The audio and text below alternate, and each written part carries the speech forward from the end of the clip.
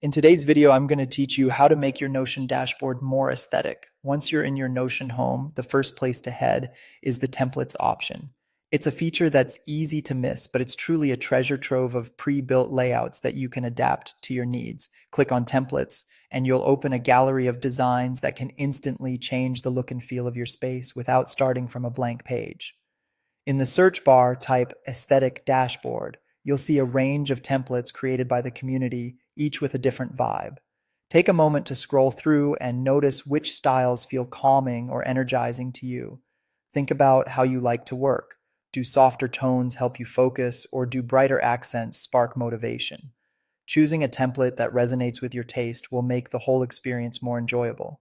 When you find one you like, click the Add button to bring it into your workspace. This is where the transformation begins. Starting with a template gives you structure right away, saving time while still leaving plenty of room for your personal touch. If you're unsure, don't worry.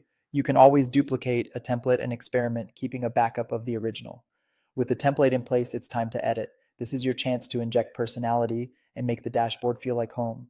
Adjust colors to match a theme you love, and choose a font style that supports readability. Notion's default, serif, and mono options each create a different mood.